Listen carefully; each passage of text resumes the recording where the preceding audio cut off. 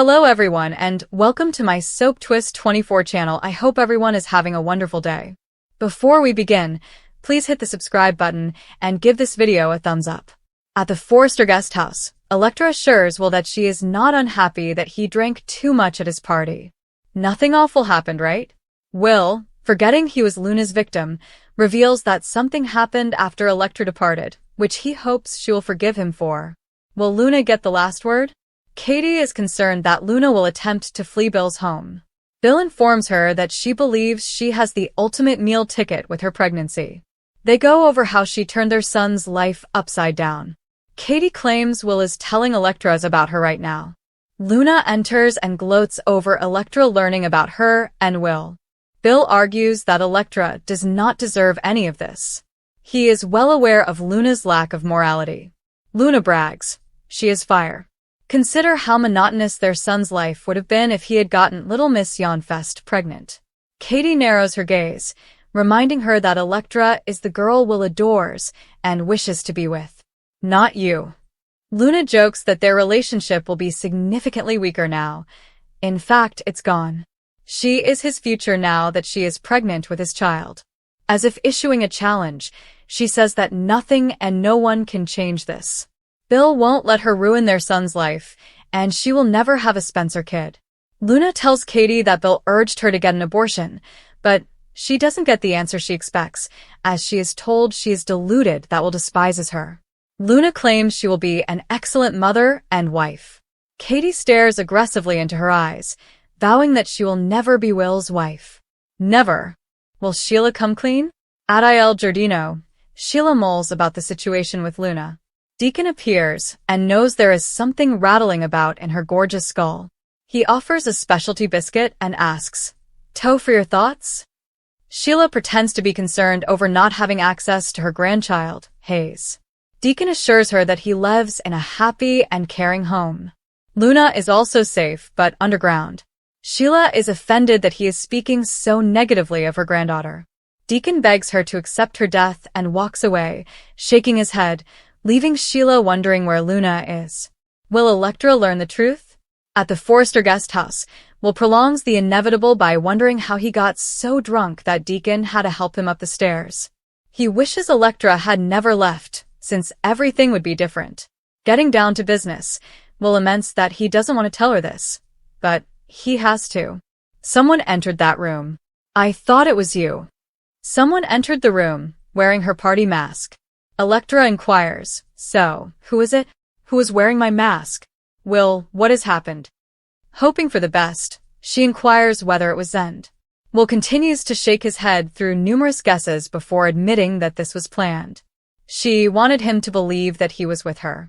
Electra, bracing, asks, Will, what did you do? Will cries, saying he was overjoyed when he thought she had returned. Electra exclaims, you slept with another girl?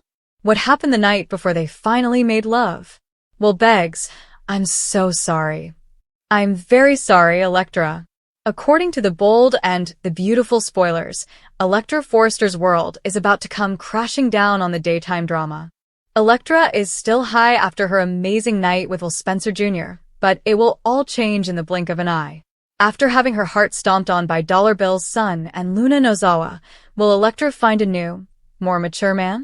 Electra Forrester single again. Electra Forrester is about to experience the shock of a lifetime on B&B.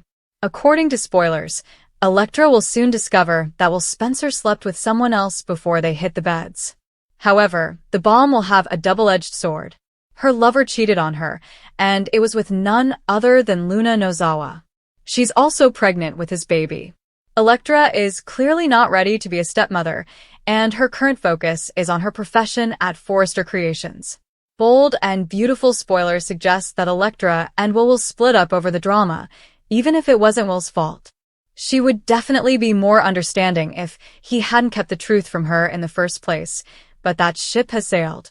According to the bold and the beautiful spoilers, sparks may fly between Electra and someone new at the office. After being humiliated by Will and Luna, it's understandable that Electra would gravitate towards someone more mature and with far less drama. There are a few males at Forrester Creations who could be the ideal fit. Is Zen the answer to Electra's prayers? It has been a while since Zen Forrester had a romance on the CBS serial, and he and Electra frequently meet paths at work. Electra Forrester is a distant relative of the Forresters in Los Angeles, hence Delon de Metz's character isn't a true Forrester. Fans will know that he was adopted several years ago, during Africa's AIDS pandemic. Zend is far more experienced than Will Spencer Jr., and he can provide Electra with the love and support she needs. Do you believe Electra Forrester will go on with someone else following the Will and Luna bomb? Would Zend be a suitable fit for her? Or another bed and breakfast hunk? Will's letter was not a standard goodbye. It was a confession, the release of secrets he'd kept for years. He was not the man she thought he was. He'd never been. The life they had shared, late-night conversations, calm mornings sipping coffee on the porch swing, dreams of a future with children and a white picket fence, was based on a lie.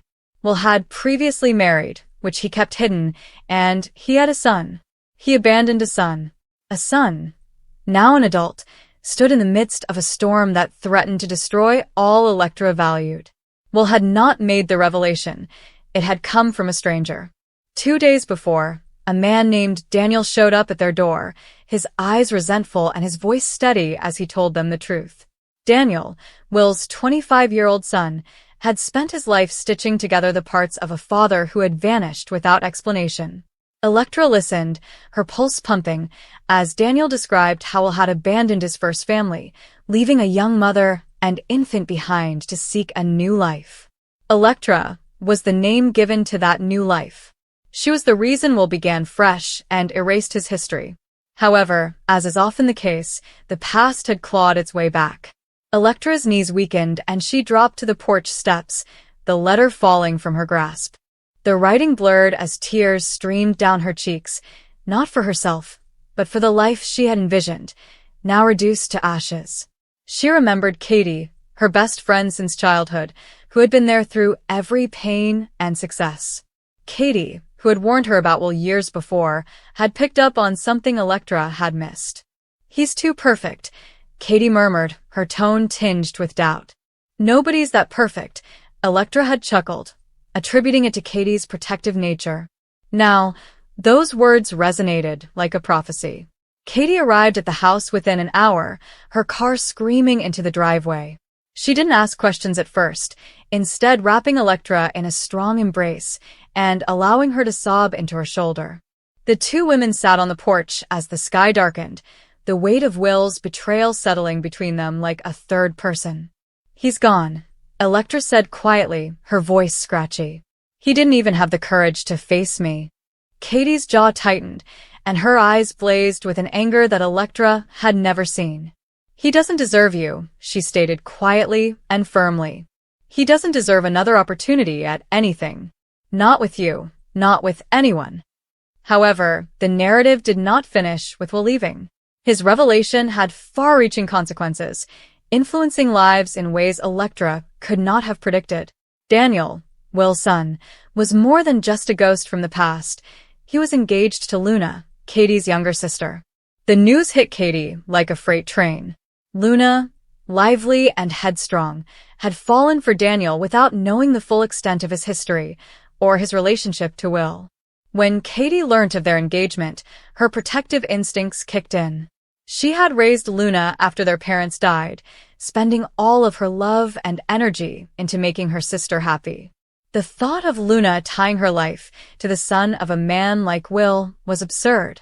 "I won't let her marry him," Katie declared, her voice trembling with conviction.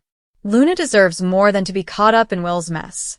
Daniel may not be his father, but he carries that baggage whether he wants to or not."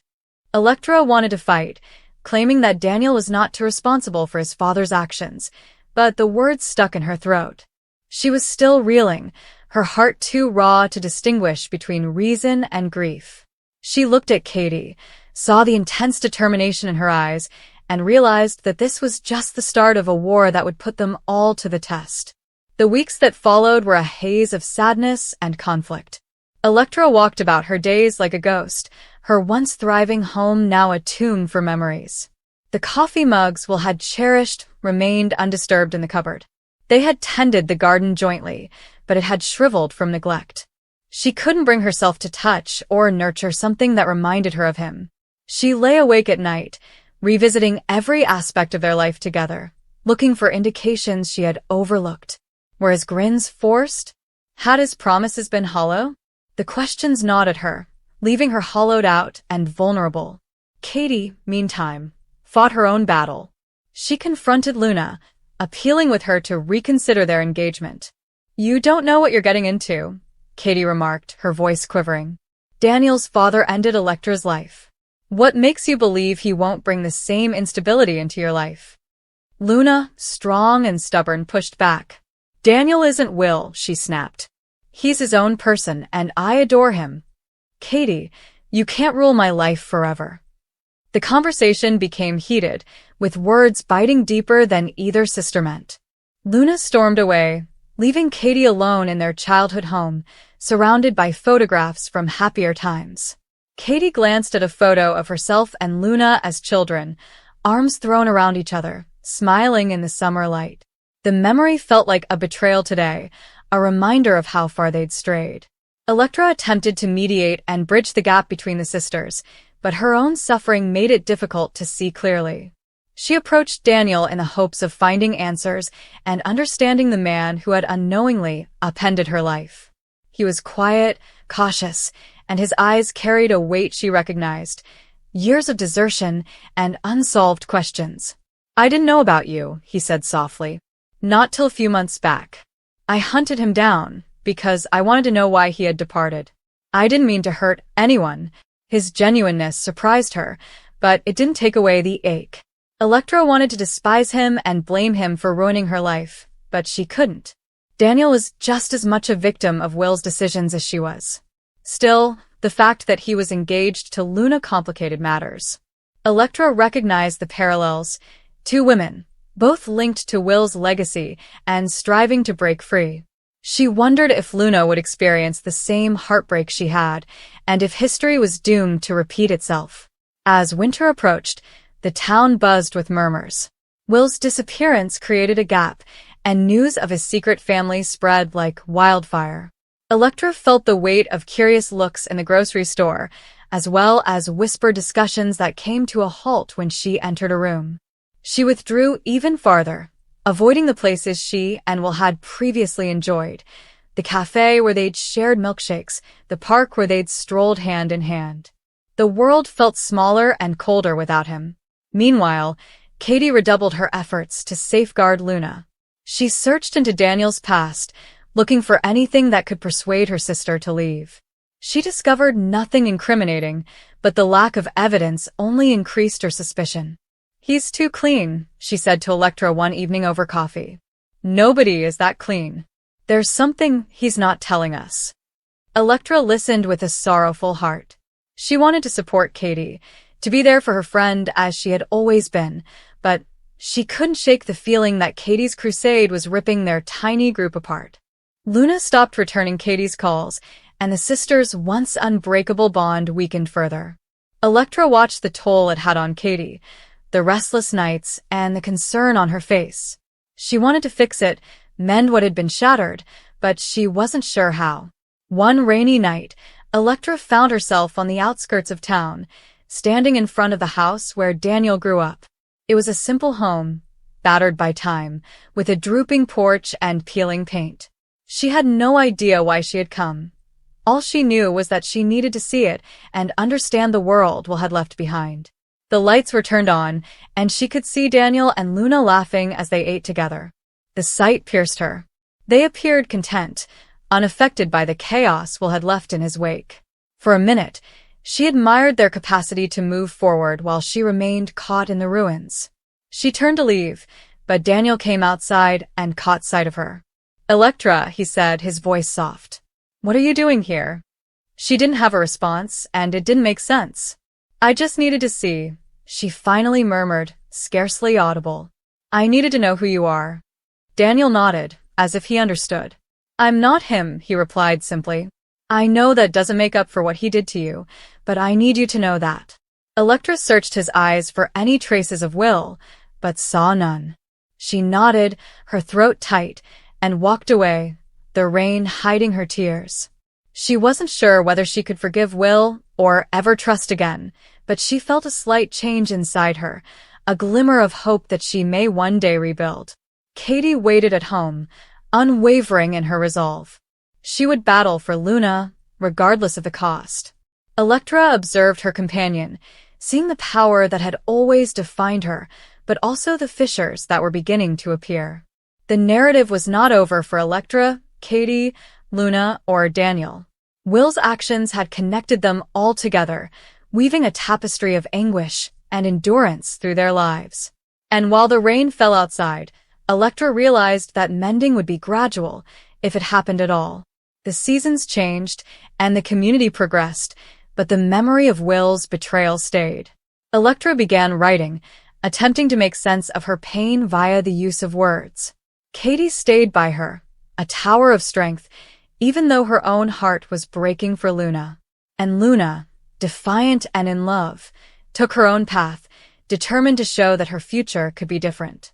The story was now theirs to create or rewrite, in a world eternally changed by one man's secrets. Electra Forrester had always been taught that she was ahead of her time. She carried herself with such calm that others frequently mistook her age, despite the fact that she was still in her tumultuous youth. Friends mocked her for being drawn to talks that were too weighty for them, and she frequently sat alone at gatherings, lost in thoughts that appeared to belong to another period. Even in a room full of familiar faces, she felt lonely due to the sensation of remoteness. She wanted connection, but only on her terms, with someone who understood the weight of quiet and the anguish that exists between words. It was no surprise, then, that she was attracted not by the person her peers expected, but by a man with time in his eyes. He wasn't ancient or fragile, but he had a maturity about him that drew her in like a lighthouse to a drifting ship. His words were not hasty, and his movements were not careless. He spoke in a way that made her feel recognized, not for her youth or beauty, but for the restless, striving soul within her. For the first time, she felt as if she had found someone who listened in order to comprehend rather than respond. But in quiet moments, when the world was silent, Electra wondered if her longing was misplaced. The difference in their ages was not a number she feared, but rather a life lived in distinct seasons. He'd experienced heartbreak, loss, and obligations she couldn't understand. She admired it, but she was concerned that adoration was all she could provide, when what he deserved was someone who could meet him where he was at. Her emotions urged her ahead, but her reason warned her to be cautious. The hardest thing was not rejection or distance, but the realization that true love may not always belong to us. Sometimes we meet someone who awakens us and teaches us what depth is like, only to learn they are not intended to stay. Electra realized that wishing for someone mature was less about having him and more about aspiring to be the type of person who could carry herself with the same quiet strength. Nevertheless, she couldn't help but hope.